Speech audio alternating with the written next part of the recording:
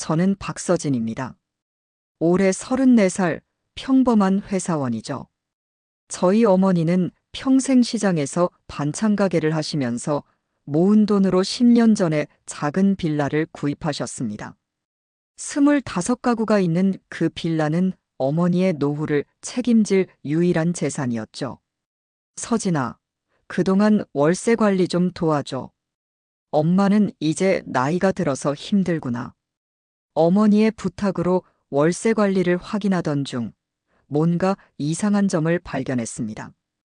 작년부터 월세가 제대로 들어오지 않는 가구들이 생기기 시작한 거죠. 어머니, 사무실하고 7호실에서 월세가 안 들어왔네요. 그래, 이상하다. 김 실장이 다 잘 관리한다고 했는데. 김 실장은 저희 빌라 관리를 10년 동안 맡아온 부동산 중개인으로 저희 어머니의 오랜 지인이었습니다. 그와 그의 남동생 김 대표는 우리 지역에서 꽤 유명한 부동산 업체를 운영하고 있었죠. 김 실장님에게 물어봐야겠어요. 전화를 걸었지만 김 실장은 바쁘다며 통화를 길게 하지 않았습니다. 아, 월세요? 그거 세입자들이 조금 밀리고 있어요. 곧 정리해서 입금시켜 드릴게요. 걱정 마세요. 하지만 불안한 마음에 직접 빌라를 찾아가기로 했습니다. 빌라에 도착해서 주차를 하려는데 한 세입자가 저에게 다가왔습니다. 혹시 집주인이세요? 제가 좀 여쭤볼 게 있는데. 정진호 씨라고 자신을 소개한 그 세입자는 5호실에 살고 있다고 했습니다. 그리고 저에게 자신의 계약서를 보여줬죠. 이것 좀 보세요. 계약서를 받아든 순간 저는 충격에 빠졌습니다. 분명히 월세로만 운영하던 빌라였는데 정진호 씨의 계약서에는 전세 계약이라고 적혀 있었던 겁니다. 더욱 놀라운 것은 계약 당사자로 어머니의 이름이 적혀 있었다는 점이었죠. 저는 작년에 전세로 들어왔어요. 계약금하고 중도금, 잔금까지 다 어머님 계좌로 보냈고요. 전세라고요? 저희 어머니는 전세 계약을 한 적이 없는데요. 네. 그럼 이 계약서는 뭐고 제가 보낸 3천만 원은 어디로 간 거죠? 그 순간 저는 뭔가 심각한 일이 벌어졌다는 걸 직감했습니다. 손이 떨렸고 가슴은 쿵쾅거렸습니다. 저는 어머니에게 급히 전화를 걸었습니다. 어머니, 지금 당장 빌라로 와주세요. 큰일 났습니다. 어머니가 빌라에 도착하자마자 저는 정진호 씨의 계약서를 보여드렸습니다. 어머니의 얼굴이 창백해졌습니다. 이런 계약서를 본 적이 없어. 내 서명도 아니고 전세 계약은 더더욱 한 적이 없어. 불안감이 커졌습니다. 저희는 다른 세입자들도 확인해 봐야겠다고 생각했죠. 급하게 빌라 전체 세입자들에게 연락해 간담회를 열었습니다. 결과는 충격적이었습니다. 저도 전세로 계약했어요. 2천만 원을 박서연 씨 계좌로 보냈고요. 저도요. 작년 11월에 2,500만 원 보냈습니다. 25가구 중 17가구가 전세 계약을 했다고 주장했습니다. 이체 내역을 확인해 보니 분명히 어머니 이름인 박서연으로 되어 있었죠. 하지만 어머니는 그 어떤 전세금도 받은 적이 없었습니다. 도대체 이게 무슨 일이죠? 제 통장으로 들어온 돈은 한 푼도 없어요. 당황한 저희는 바로 은행으로 달려갔습니다. 세입자들이 돈을 보냈다는 계좌 번호를 가지고요. 이 계좌의 소유주가 누구인지 확인해 주실 수 있을까요? 박서연이라는 이름으로 되어 있다는데. 은행 직원의 대답은 더 큰 혼란을 가져왔습니다. 죄송합니다만 그 계좌는 개인 명의가 아닌 단체 명의로 되어 있어서 소유주 확인을 해드릴 수 없습니다. 단체 명예. 도대체 무슨 말인지 이해할 수 없었습니다. 집으로 돌아와 깊이 생각해 보니 김 실장과 그의 동생밖에 떠오르지 않았습니다. 그들이 10년 동안 빌라 관리를 맡아왔으니까요. 저는 김 실장에게 연락했지만 전화는 계속 연결되지 않았습니다. 결국 김 실장의 부동산 사무실로 직접 찾아갔습니다. 김 실장님 계세요? 좀 뵙고 싶은데요.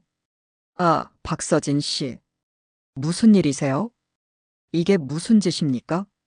왜 어머니 몰래 전세 계약을 했죠? 그리고 그 돈은 어디로 간 겁니까? 김 실장은 잠시 당황하더니 곧 침착한 표정을 지었습니다. 무슨 말씀이신지 자세히 설명해 주시겠어요? 저는 세입자들과의 간담회에서 들은 내용을 모두 털어놓았습니다. 김 실장의 표정이 굳어졌습니다. 오해가 있으신 것 같네요. 제가 계약서를 가져올게요. 김 실장은 서류함을 뒤적이더니 몇 장의 계약서를 꺼냈습니다. 분명히 전세 계약서였고 어머니의 서명이 있었습니다. 하지만 서명은 분명 가짜였습니다. 이건 어머니 서명이 아닙니다. 도대체 무슨 짓을 한 겁니까? 김 실장은 갑자기 태도를 바꿨습니다. 눈물을 흘리며 무릎을 꿇더니 용서를 구했습니다. 죄송합니다. 정말 죄송합니다. 사실은 제 동생이 투자에 실패해서. 하지만 이 모든 게 단순한 변명처럼 들렸습니다. 저는 가짜 계약서와 어머니 이름으로 된 통장에 대한 명확한 설명을 요구했습니다. 박서연이라는 이름의 통장이 어떻게 만들어진 건지 설명해 보세요. 김 실장은 한숨을 쉬더니 충격적인 고백을 했습니다. 그건 박사 서울연합회라는 이름의 단체 통장입니다. 네. 무슨 소리예요? 단체 명의로 통장을 만들었어요. 박사 서울 연합회의 앞글자를 따서 박서연이라는 이름으로요. 저는 혼란스러웠습니다. 그런 게 가능하다는 사실이 믿기지 않았습니다. 어떻게 그런 게 가능한 거죠? 사람 이름으로 통장을 만들 수 있다고요? 네, 단체 명의로 통장을 만들 때는 단체 이름의 앞글자만 따서 만들 수 있어요. 고유번호증만 있으면 되거든요. 고유번호증이라. 저는 더 자세한 정보를 얻기 위해 인터넷 검색을 시작했습니다. 그리고 충격적인 사실을 알게 되었죠. 누구나 비영리 단체를 만든다고 주장하면 고유번호증을 발급받을 수 있고 그것으로 단체명의 통장을 개설할 수 있다는 것이었습니다. 당신들은 이런 식으로 얼마나 많은 사람들을 속인 거죠? 김 실장은 말없이 고개만 숙였습니다. 저는 그의 동생 김 대표도 만나고 싶었지만 사무실에 없다고 했습니다. 사기죄로 고소하겠습니다. 모든 세입자들의 전세금도 당장 반환하세요. 그게 지금은 돈이 없어서. 무슨 소리예요? 세입자들이 보낸 돈이 어디로 갔는데요? 투자에 실패했다고 말씀드렸잖아요. 시간을 좀 주시면. 분노가 치밀었습니다. 10년 동안 믿고 맡겼던 사람이 어머니의 이름으로 통장을 만들어 사기를 쳤다니. 게다가 그 사기로 얻은 돈을 모두 날려버렸다는 것까지. 저는 그 자리에서 경찰에 신고했습니다. 네, 여기 부동산 중개사무소에서 사기 사건이 발생했습니다. 빨리 와주세요. 경찰이 도착하기 전에 김 실장은 무릎을 꿇고 애원했습니다. 제발 신고는 취소해 주세요. 제가 어떻게든 해결할게요. 시간만 좀 주세요. 하지만 저는 이미 결심을 굳혔습니다. 어머니의 노후를 책임질 유일한 재산이 위험에 처했으니까요. 경찰 조사가 시작되면서 충격적인 사실들이 하나둘 밝혀졌습니다. 김 실장과 그의 동생 김 대표는 저희 빌라뿐만 아니라 다른 여러 건물에서도 같은 수법으로 사기를 쳤다는 것이었습니다. 박서진 씨, 저희 조사 결과 김 실장과 김 대표가 운영하는 부동산을 통해 최소 30채 이상의 건물에서 유사한 사기가 발생한 것으로 보입니다. 담당 형사의 말에 저는 충격을 받았습니다. 사기 규모가 상상을 초월했던 거죠. 총 피해액이 얼마나 되나요? 현재까지 확인된 것만 약 40억 원 정도입니다. 더 많은 피해자가 있을 가능성이 높고요. 40억 원이라니. 숨이 턱 막혔습니다. 이게 단순한 개인 사기가 아니라 체계적인 범죄라는 사실이 명확해졌습니다. 경찰은 김 실장과 김 대표의 사무실을 압수수색했고 그곳에서 수십 개의 다른 삼행시 통장 명단을 발견했습니다. 그들은 다양한 건물주 이름을 모방한 단체 통장을 만들어 왔던 겁니다. 김민수라는 건물주의 통장은 김천민속수련회라는 이름으로 만들었고 이지원이라는 분의 이름은 이대 지리학 원후회로 만들었네요. 형사의 설명을 들으며 저는 머리가 어지러웠습니다. 그들의 사기 수법이 얼마나 치밀했는지 실감했죠. 그날 저녁 저는 다른 피해자들과 연락을 주고받기 시작했습니다.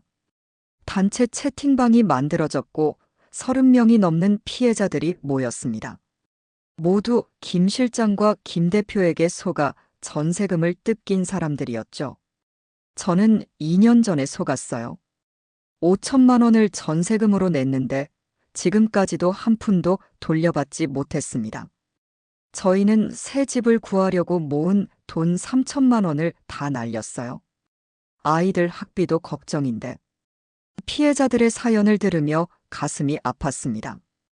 어떤 분들은 자녀의 대학 등록금을 마련하기 위해 고생해서 모은 돈을 날렸다고 했고 또 어떤 분들은 노후 대비용 자금을 모두 잃었다고 했습니다.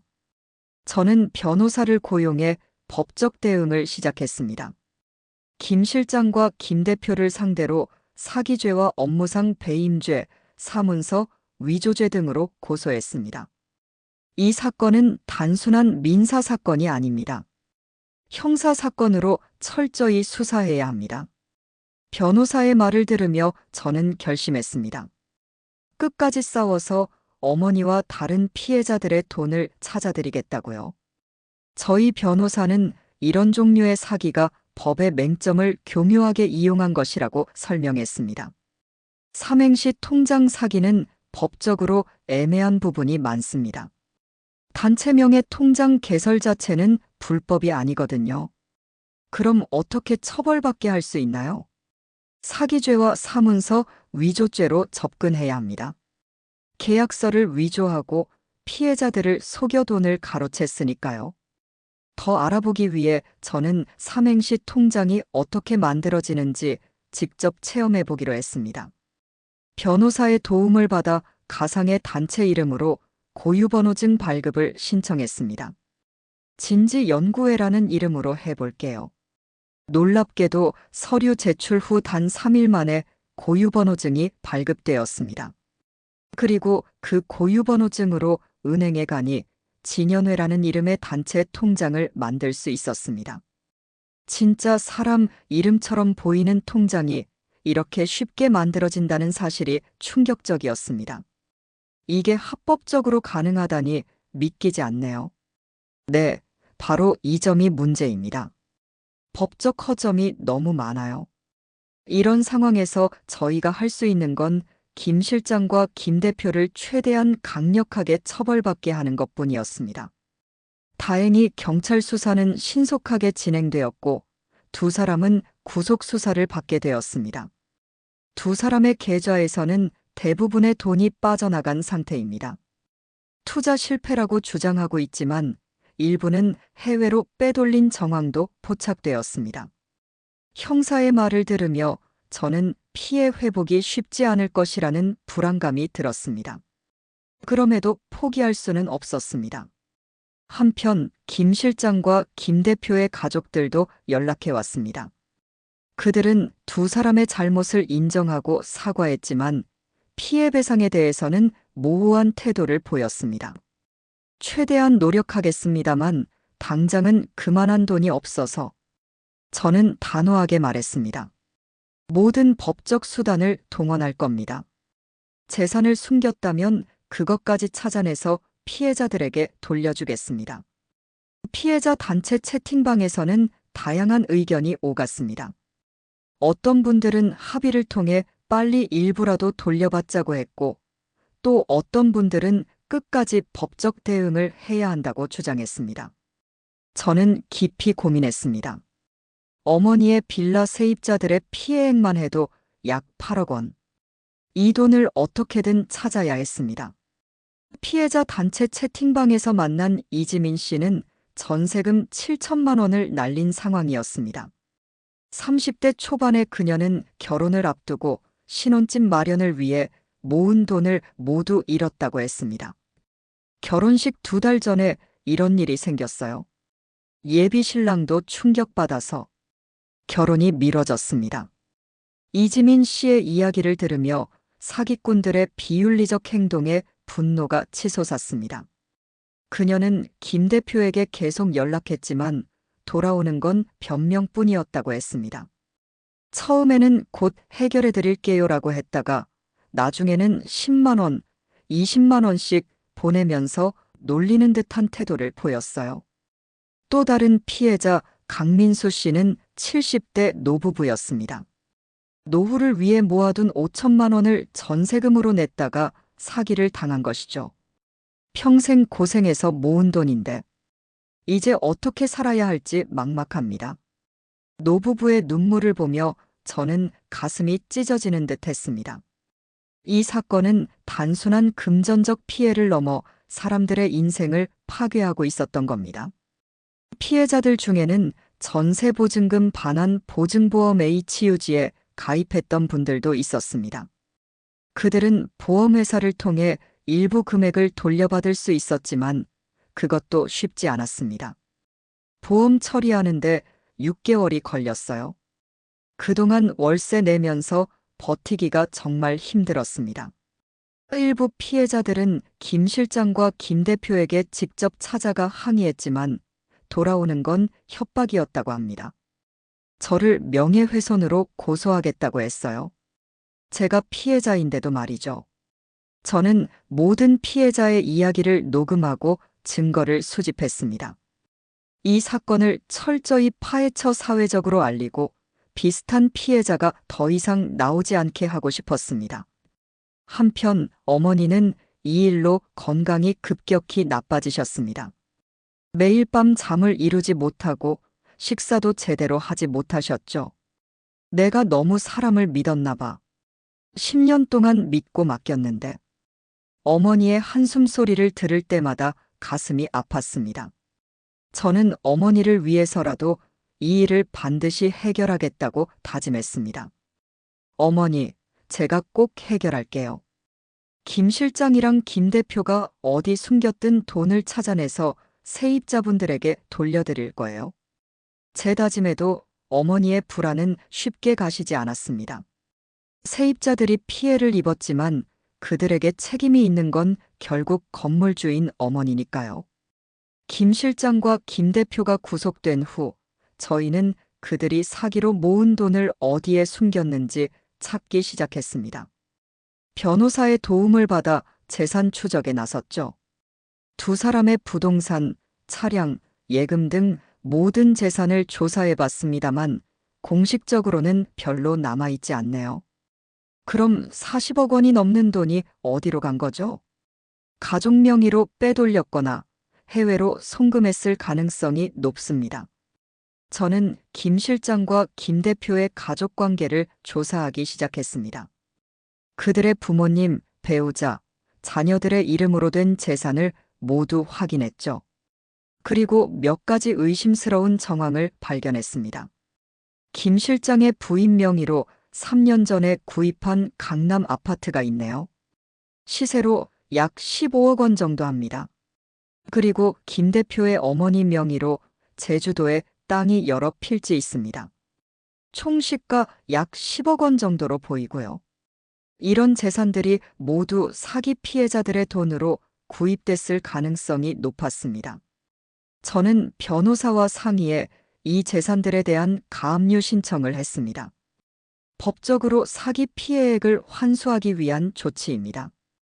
가족들이 정상적인 소득으로 구입했다는 증거를 제시하지 못하면 경매를 통해 피해자들에게 배상할 수 있습니다.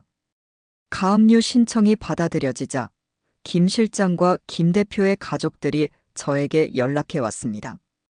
우리는 아무것도 모르고 있었어요. 제발 가족들까지 벌 주지 마세요. 하지만 저는 단호했습니다. 피해자들의 고통을 생각해 보세요. 당신들이 호화롭게 사는 동안 그분들은 하루하루를 고통 속에 살고 있습니다. 한편 경찰은 김 실장과 김 대표의 해외 계좌도 추적하고 있었습니다. 싱가포르와 홍콩의 계좌로 상당액이 송금된 흔적이 발견되었다고 합니다. 국제공조를 통해 추적하고 있지만 시간이 걸릴 수 있습니다. 시간이 지날수록 돈을 찾기는 더 어려워질 것이라는 생각에 초조함이 커졌습니다. 피해자들은 하루라도 빨리 돈을 돌려받기를 원했으니까요. 어떻게든 빨리 해결해야 합니다. 피해자들 중에는 당장 생계가 어려운 분들도 계세요. 다행히도 김 실장과 김 대표는 구속 상태에서 일부 재산에 대해 자백하기 시작했습니다. 그들이 숨겨놓은 일부 부동산과 금융자산의 위치를 알려주었습니다. 창고를 찾아가 보니 금고 안에 약 2억 원의 현금이 있었습니다. 피해액 전체에 비하면 적은 금액이었지만 그래도 희망이 보이기 시작했습니다. 이 돈으로 일단 가장 급한 피해자들에게 일부라도 돌려드릴 수 있겠네요. 김 대표도 자신의 동생 명의로 구입한 수원의 오피스텔 2채를 알려주었습니다. 시가 약 5억 원 정도 되는 물건이었죠. 저는 이 재산들도 압류 절차를 밟았습니다. 하지만 여전히 많은 돈이 회수되지 않은 상태였습니다. 피해자들의 전체 피해액에 비하면 턱없이 부족했던 거죠.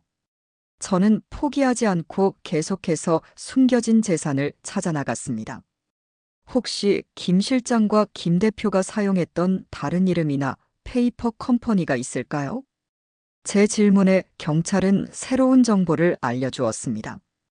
두 사람이 여러 개의 유령 회사를 세웠던 정황이 포착되었습니다. 지금 조사 중입니다. 유령 회사. 그들의 사기 행각은 생각보다 더 조직적이고 체계적이었습니다.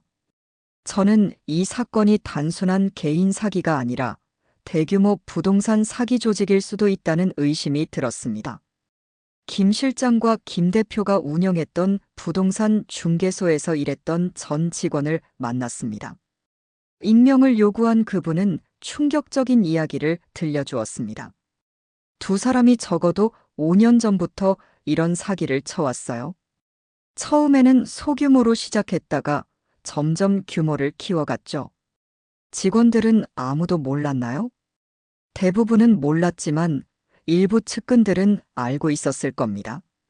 특히 김미나라는 직원이 있었는데 그녀가 삼행시 통장 만드는 업무를 주로 담당했어요. 김미나. 새로운 이름이 등장했습니다. 저는 즉시 경찰에 이 정보를 전달했고 김미나에 대한 수사도 시작되었습니다. 김미나는 지금 어디 있나요?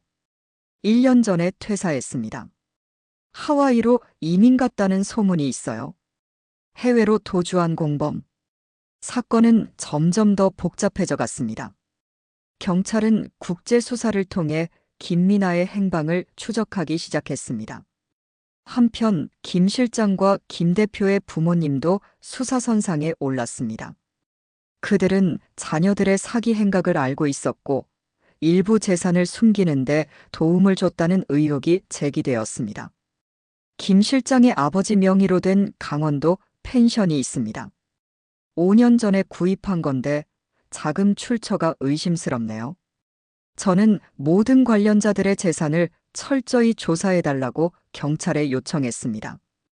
이 사건의 진실을 모두 밝히고 피해자들의 돈을 최대한 돌려받고 싶었으니까요. 조사가 진행되면서 더 많은 충격적인 사실들이 드러났습니다. 김 실장과 김 대표는 단순히 삼행시 통장을 이용한 사기뿐만 아니라 다양한 부동산 사기를 저질러 왔다는 것이었습니다. 두 사람이 가짜 분양 사무실을 차려서 미분양 아파트 사기도 벌였던 정황이 포착되었습니다.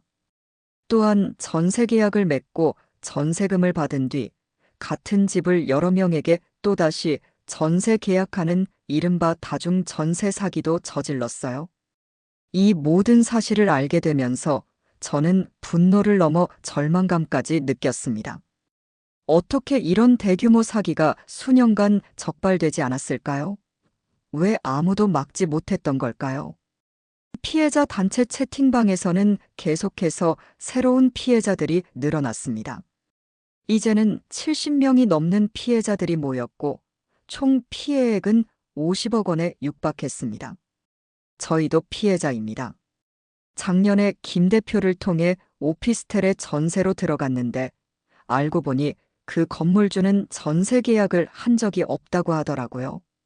모든 피해자의 이야기를 들으며 저는 이 사건을 사회적으로 알려야겠다고 결심했습니다. 이런 사기를 막을 수 있는 법적, 제도적 장치가 필요했으니까요. 저는 이 사건을 언론에 제보하기로 결심했습니다. 많은 피해자의 동의를 얻은 후 주요 방송사와 신문사에 사건의 전말을 알렸습니다. 삼행시 통장을 이용한 대규모 부동산 사기 사건입니다. 70명이 넘는 피해자가 있고 피해액은 50억 원에 달합니다. 다행히 몇몇 언론사가 이 사건에 관심을 보였습니다. 그중 한 방송사는 심층 탐사보도 프로그램에서 이 사건을 다루기로 했습니다. 저희가 직접 삼행시 통장을 만들어보는 실험도 해볼게요. 이 문제의 심각성을 시청자들에게 알리겠습니다. 언론 보도가 나가자 사회적 파장이 컸습니다. 많은 사람들이 이런 사기 수법의 존재를 처음 알게 되었고, 유사한 피해를 입은 사람들이 추가로 나타나기 시작했습니다.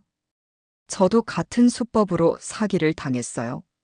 지금 보니 완전히 똑같은 방식이네요. 언론의 힘은 놀라웠습니다. 방송이 나간 지 일주일 만에 피해자 단체 채팅방은 100명을 넘어섰고 금융감독원과 국세청도 특별조사에 나섰습니다. 금융감독원에서 단체 통장 개설 규정을 검토하고 있습니다. 앞으로는 이런 식의 사기를 막기 위한 제도적 장치를 마련할 예정이라고 합니다. 언론 보도 덕분에 숨어있던 김미나의 행방도 드러났습니다. 하와이가 아닌 필리핀에 거주하고 있었던 김미나는 현지 경찰에 의해 체포되어 한국으로 송환되었습니다.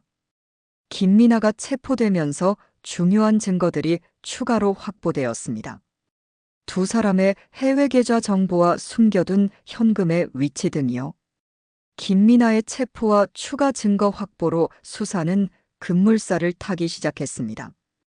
해외로 빼돌린 돈의 대부분이 필리핀과 태국의 부동산에 투자된 것으로 밝혀졌고, 한국 정부는 해당 국가들과 협력해 이 자산들을 동결시켰습니다.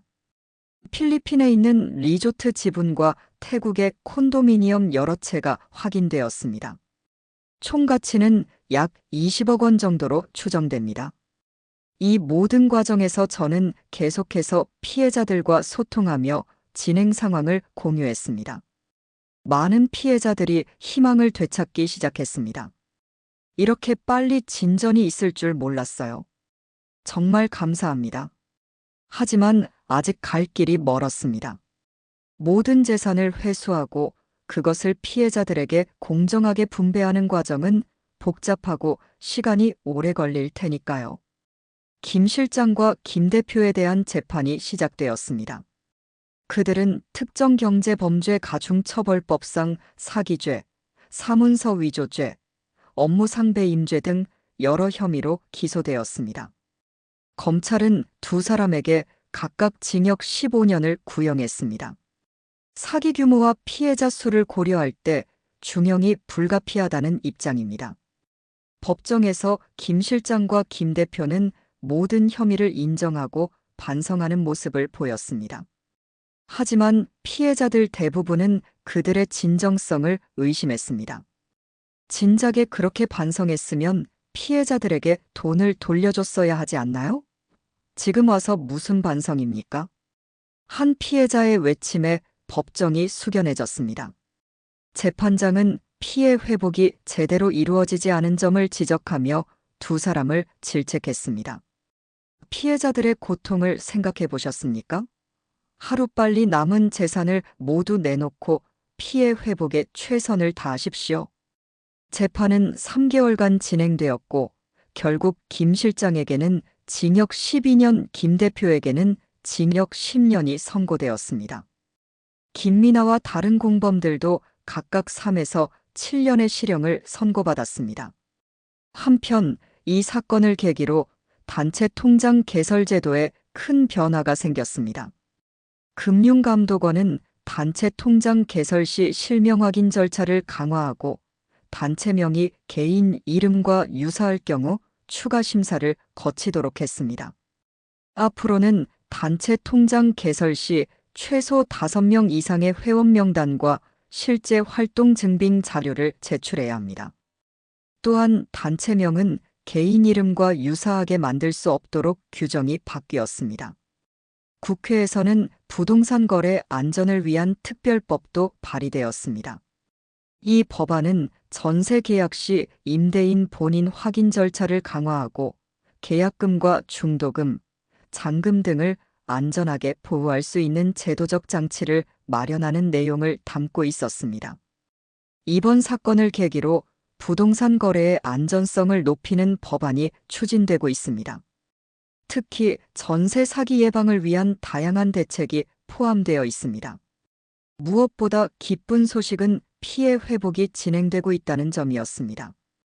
김 실장과 김 대표 그리고 그 가족들 명의로 된 모든 재산이 압류되어 경매에 붙여졌고 해외에 숨겨둔 자산도 상당 부분 회수되었습니다.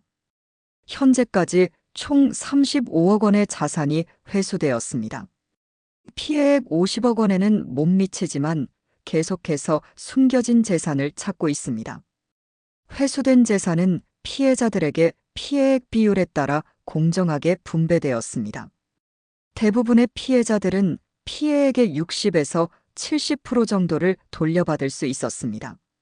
전액을 돌려받지는 못했지만 그래도 상당 부분을 회수할 수 있어서 다행입니다. 저희 어머니의 빌라 세입자들도 대부분 전세금의 일부를 돌려받았습니다. 어머니는 세입자들과 합의해 나머지 금액은 월세로 전환하거나 장기 분할 상환하기로 했습니다. 세입자분들이 당한 피해가 저희 때문은 아니지만 그래도 건물주로서 책임감을 느낍니다. 최대한 도와드리고 싶어요. 어머니의 따뜻한 마음씨에 세입자들도 감동했고 결국 어머니와 세입자들 모두 큰 갈등 없이 문제를 해결할 수 있었습니다.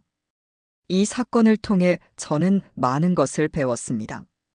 사회적 약자들이 얼마나 쉽게 피해를 입을 수 있는지, 그리고 이런 피해를 예방하기 위해 우리 사회가 얼마나 노력해야 하는지를 말이죠. 이번 사건이 다른 사람들에게 경각심을 주었으면 합니다. 앞으로는 이런 피해자가 더 이상 나오지 않길 바랍니다. 마지막으로 이 사건을 계기로 저는 피해자 지원단체를 만들었습니다. 부동산 사기 피해자들을 돕고 그들의 권리를 옹호하는 활동을 하고 있습니다. 혼자서는 힘들지만 함께하면 이겨낼 수 있습니다. 앞으로도 피해자들의 목소리를 대변하고 더 안전한 부동산 거래 환경을 만들기 위해 노력하겠습니다.